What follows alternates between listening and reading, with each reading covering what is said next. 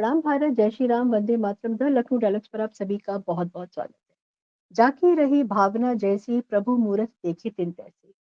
अपनी आखिरी सांसें गिनता हुआ विपक्ष एक बार फिर से सामने आया है अपना लूला, लंगड़ा, गंदा सा चेहरा लेकर के। और अब की बार जो चेहरा लेकर आया है वो बहुत ही ज़्यादा बदसूरत और विभत्स है। ऑपरेशन सिंदूर के साथ-साथ भारत के प्रधानमंत्री ने एक और मुहिम छेड़ी और वो मुहिम थी, मुझे नहीं पता वो है या फेक है कि रियल मुझे नहीं पता, लेकिन वो मुहिम है हर घर सिंदूर योजना। यानी कि हर घर में सिंदूर भेजा जाएगा। कौन लेकर के जाएगा? भारतीय जनता पार्टी के कार्यकर्ता जो दिन-रात मेहनत करते हैं मोदी जी के लिए, उन पर विश्वास करके। या फिर एनडीए के जो कार्यकर्ता हैं, जो उनको सहयोग देते हैं और उनकी हर बात को सर आँखों से लगा के रखते हैं। उन कार्यकर्ताओं के माध्यम से हर घर में सिंदूर भेजा जाएगा। अब ऑपरेशन सिंदूर के मामले में ममता बनर्जी और आम आदमी पार्टी और जो दूसरी छोटी-मोटी पार्टियाँ हैं, जो हमेशा घोर विरोधी रही हैं हमेशा नरेंद्र मोदी जी के, जिनका काम ही सिर्फ विरोध करना है और विरोध करने के अलावा उनको और कुछ संसार में समझ में ही नहीं आता। वो विरोध उनको सिर्फ करना है, तो करना है, इसलिए वो विरोध करते हैं। क्योंकि उनको ये लग रहा है अब की बार के प्रधानमंत्री मोदी जी जो पहलगाँव हुआ है और जो ऑपरेशन सिंदूर हुआ है उसका एडवांटेज ले रहे हैं। हालाँकि वो राष्ट्र के लिए काम कर रहे हैं, अपने लिए काम नहीं कर रहे हैं। लेकिन इनकी नज़र में वो एक एडवांटेज लेने वाली बात है। और अगर वो एडवांटेज ले रही हैं, तो ये जो है इनको बचेगा कैसे? वो एडवांटेज लेने नहीं देंगे, इसके लिए वो संकल्पित हैं। इसीलिए ममता बनर्जी ने एक स्टेटमेंट दे डाला जो कि बहुत ही एक महिला होने के नाते बहुत ही अजीब-सा है। उन्होंने कहा कि मोदी जी हर घर में सिंदूर कैसे दे सकते हैं? ये सिंदूर कैसे भेजा जा सकता है? मैं उनके विषय में ज़्यादा बात नहीं करूँगी, लेकिन वो उनकी जो पत्नी है, उनके विषय में मैं बात करूँगी। क्या उन्होंने अपनी पत्नी को सिंदूर भेजा था? ये अनर्गल बातें सिर्फ़ ममता बनर्जी ही कर सकती हैं। और उनके बाद में भगवंत सिंह मान आए पंजाब में। पंजाब में भी एक उपचुनाव होने वाला है और उपचुनाव से पहले जो है एक बहुत ही बेकार, बेहुदा जो है केजरीवाल के जो प्यादे हैं, भगवंत सिंह मान, उन्होंने बोला है। और केजरीवाल ना अचानक से अपनी मांद से बाहर निकल कर के आए। अचानक से उनको ये लगा है कि भई ऑपरेशन सिंदूर के लिए मुझे भी कुछ बोलना चाहिए। और जैसा कि वो हर मामले में मोदी जी को के ऊपर प्रहार करते हैं, क्योंकि केजरीवाल को इसके अलावा और कुछ आता नहीं। केजरीवाल को काम करना आता नहीं है और जो आता है वो सिर्फ़ आता है कि जो देश का सबसे ताकतवर, सबसे पॉपुलर, दुनिया में भी सबसे ज़्यादा पॉपुलर है, उस व्यक्ति की कमियाँ निकाल कर के उसको टारगेट करो, क्योंकि उसी से उनको जो है लाइमलाइट मिलती है और वो न्यूज़ में रहते हैं। नहीं तो कौन पूछेगा अरविंद केजरीवाल? और ये पब्लिसिटी अपने करवाने का बहुत अच्छा तरीका है, क्योंकि इसमें पैसे भी खर्च नहीं होंगे उनके, पैसे उनके पास अब है नहीं। और हो सकता है कि उनको शायद कुछ मिल भी जाए। और बाकी अगर वो प्रोग्रेस की या डेवलपमेंट की बातें करेंगे, अपनी सरकार की बातें करेंगे, अपने कामकाज की बातें करेंगे, तो सब जानते हैं, सबको पता है कि दिल्ली ने कैसे उनको रिजेक्ट किया, दिल्ली ने कैसे उनको जो है बाहर का रास्ता दिखा दिया। और वो दिल्ली के बाहर आकर के पंजाब में बैठ गए हैं, पंजाब की राजनीति कर रहे हैं। वो प्रधानमंत्री को के ऊपर प्रहार करेंगे और उसके लिए उन्होंने भगवंत सिंह मान को सामने किया है, उनके कंधे पर अपनी बंदूक रख के स्टेटमेंट दिलवा डाला है। एक राष्ट्र, एक पति। अब एक राष्ट्र, एक पति का जो बयान है उसका मतलब क्या होता है? क्या नरेंद्र मोदी जी जो सिंदूर भिजवा रहे हैं वो एक पति और देश भर की सारी महिलाएँ उनकी पत्नियाँ हैं? अब ये ममता बनर्जी और भगवंत मान दोनों के बयानों को बहुत ज़्यादा मैच करता है। इन लोगों को लगता है राइटर एक ही है, जिनकी स्क्रिप्ट लिखी हुई है। और उनसे ये हज़म ही नहीं हो पा रहा है दोनों लोगों से कि ऑपरेशन सिंदूर सक्सेसफुल कैसे हुआ? उनको जो पसंद आता है वो बांग्लादेशी पसंद आते हैं ममता बनर्जी को, उनके अच्छे लगते हैं, उनको रोहिंग्याज़ अच्छे लगते हैं। उनको तमाम तरीके की उन्होंने बल्कि पिटिशन्स भी डाली हैं उनके फ़ेवर में, लेकिन खुलकर वो ऑपरेशन सिंदूर के बारे में बयान नहीं दे पाई कि वो नरेंद्र मोदी जी के साथ में है, कि वो देश के साथ में है। वो इस बात को कह ही नहीं पाई हैं किसी भी तरीके से। ऑल्दो अभिषेक बनर्जी जो है बाहर जाकर के बात कर रहे हैं। लेकिन ऑपरेशन सिंदूर के मामले में मोदी जी जो भरोसा देना चाहते हैं, उस भरोसे का ममता बनर्जी को विरोध करना है। या तो ये हिंदू नहीं है, या फिर हिंदू होते हुए भी ये हिंदू सेंटिमेंट है उसको नहीं जानती हैं। हिंदू प्रथा को ये लोग नहीं जानते हैं।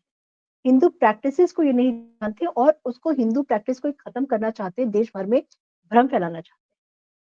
हिंदू प्रथा में क्या होता है, पिता शादी के समय जो सिंदूर जो पति पहनाता है ना, जो पहनाता है मांग में जो डालता है, वो सिंदूर मायके का होता है, वो पीहर का होता है, जो पिता के घर से जाता है। इसके अलावा हमारी जो परंपरा है उसमें ससुराल में कोई भी जब तीज त्योहार होता है, तो सिंदूर पिता के घर से जाता है, एक पिटारी से जाती है। पिता नहीं होता है तो उसको सिंदूर को भाई भेजता है और सारा सामान भाई भेजता है।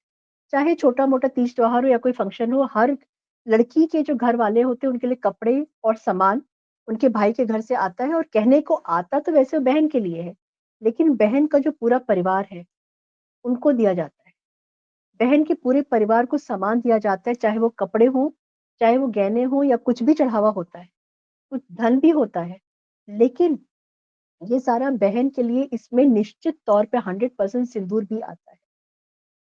एक सिंदूर की जिसको हम कहते हैं ना पिटारी आती है, और उसमें कहा जाता है कि ये जो कहा जाता है कि हमारे भी प्रिजम्पशन है कि बहन या बेटी तुम अपने आप को अकेला मत समझना।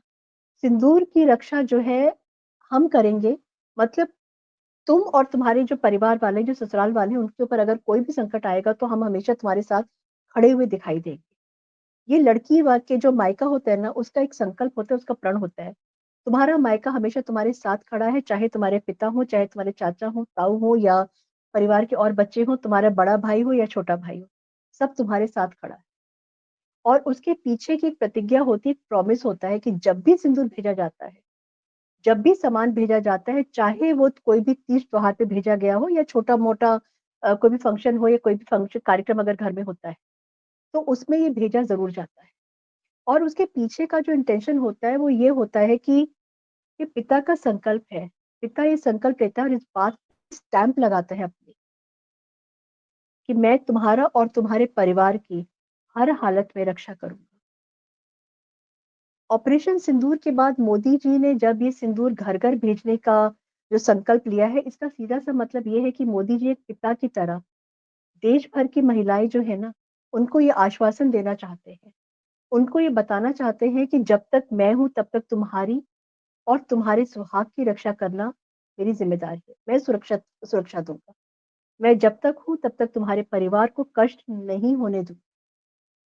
मैं तुम्हारा मायका हूँ, मैं तुम्हारे साथ हूँ और तुम्हारा पिता बन के तुम्हारे साथ खड़ा रहूँगा। मैं तुम्हारा भाई हूँ और भाई बन के तुम्हारे साथ हमेशा रहूँ। ये भारत में सिंदूर भेजने की जो परंपराएँ हैं ना, अब सवाल ये उठता है कि पैदा होता है ये सवाल कि अब ये जो विरोध कर रहे हैं, वो कह क्या रहे हैं? एक राष्ट्र, एक पति। एक राष्ट्र, एक पति का मतलब कितना गंदा मज़ाक, कितना गंदा एग्ज़ाम्पल दिया है। अपने लूले, लंगड़े, बौने दिमाग का, कितना अपमान भारतीय नारियों का, भारतीय महिलाओं का किया जा रहा है। उसके पिता बेटी का सिंदूर सुहाग की पिटारी भेजता है, तो क्या वो ये मान लिया जाए कि जो उसका पिता है वो उसका पति बन जाता है? भाई अगर भेजता है तो क्या ये मान लिया जाए कि भाई को जो है पति मान लिया जाए? भारतीय महिला जो है ना, पति के नाम का सिंदूर अपनी माँग में अपने आप भरती है। पहली बार पति भरता है जब शादी होती है, जब ब्याह होता है तब, उस समय। और उसके बाद पति का भी एक प्रॉमिस होता है कि वो साथ रहने की, हमेशा रक्षा करने की, इज़्ज़त देने की, इज़्ज़त बचाने की का प्रॉमिस करता है। उसके बाद महिला जो है स्वयं अपने हाथों से अपने पति के नाम का सिंदूर लगाती है और उसका ये कहना होता है कि मेरी आइडेंटिटी तुमसे है। मैं तुम्हारी ब्याहता हूँ, मैं तुम्हारी पत्नी हूँ, मैं अकेले केवल मैं नहीं हूँ। मैं तुम्हारे नाम का सिंदूर अपने माँग में अगर भरती हूँ, तो मेरा नाम तुमसे पहचाना जाता है। सिंदूर का मामला अगर ऐसे देखा जाए ना, तो ये बहुत पहले रामायण में भी में भी पाया गया था। रामायण में जब हनुमान जी सीता मैया को देखते हैं कि वो अपनी माँग भर रही हैं, तो सीता मैया से पूछते हैं कि मैया, ये जो तुम सिंदूर लगाती हो अपनी माँग में, इसका मतलब क्या होता है? इसका तात्पर्य क्या होता है? सीता माता हँसकर कहती हैं कि सिंदूर जो है माँग में लगाने का मतलब ये होता है, पति की लंबी आयु को पति के दीर्घायु होने के लिए सिंदूर लगाया जाता है। पति की दासी के रूप में या पति की सेविका के रूप में या पति की संगनी के रूप में मैं लगाती हूँ, हमेशा उनके साथ रहने के लिए। तब हनुमान जी पूरा सिंदूर लेकर के अपने सर से लेकर के पैर तक अपने आप को उसमें लपेट लेते हैं और कहते हैं कि माता, अगर तुम केवल माँग के माध्यम से ये कहती हो कि प्रभु की आयु बढ़ सकती है, तो मैं तो पूरा सिंदूर लगाकर भगवान के चरणों में मैं रहना चाहता हूँ। तभी वो लाल देह लाली बसे। भगवान के लिए कुछ भी करने को तैयार हनुमान ने अपने पूरे शरीर में सिंदूर लगाया था, और ये सिंदूर की परंपरा भारत में ना अनंत काल से चली आ रही है। हमेशा से पिता के घर से सिंदूर आता है, हमेशा से भाई के घर से सिंदूर आता है, और पति के नाम का सिंदूर महिला जो है वो अपने मांग में लगाती है, वो अपनी मांग में भरती है। ये इनको नहीं मालूम है, ये इनको समझ में ही नहीं आ सकते, इसीलिए वो इतना ज्यादा अपमानजनक शब्द का इस्तेमाल कर गए हैं। इतनी अपमान की बातें की है भगवंत सिंह मान ने और ममता बनर्जी ने कि मुझे लगता है कि ममता बनर्जी या आम आदमी पार्टी भगवंत मान को भारत का मजाक उड़ाने के लिए अगर भेजा है या भारत का मजाक उड़वा रहे हैं, इन रिट्रोस्पेक्ट इन दोनों का खुद इतना बड़ा मजाक उड़ गया है, खुद ये मजाक बन गए हैं। अगर मोदी जी राष्ट्र के नाते आज वो देश के पिता हैं, हर व्यक्ति के पिता हैं, क्योंकि हम राजा को पिता के समान देखते हैं। हम उन्होंने मोदी जी ने जो जिम्मेदारी उठाई है, ये संकल्प लिया है कि मैं सिंदूर भेज रहा हूँ, तुम्हारे सिंदूर की सुरक्षा करना मेरी जिम्मेदारी है, मैं करूंगा, एक पिता बन करके, एक भाई बन के। तुम्हारे लिए मैं तत्पर हूँ, तुम चिंता बिल्कुल भी मत करना, बहन हो या बेटी हो। तुम्हारे परिवार की सुरक्षा जो है वो मेरे हाथों में है, और मैं सुरक्षित रखूंगा तुम्हारे परिवार को। नरेंद्र मोदी जी ने संकल्प लिया है, और विपक्ष ने मजाक बना के रखा है और खुद का भी मजाक बना लिया। ऑपोजिशन हिंदुत्व को खत्म करना चाहता है या हिंदुत्व को जानता ही नहीं है, मुझे नहीं समझ में आता है। कमेंट करके मुझे जरूर बताइएगा आपको क्या लगता है।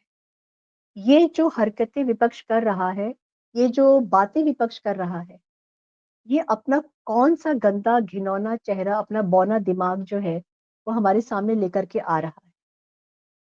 क्या आप इसे अग्री करते हैं? क्या आपको सच में लगता है कि इस तरीके की हरकतें करके विपक्ष जो है आ, हम लोगों के दिलों में अपनी कोई जगह बना पाएगा?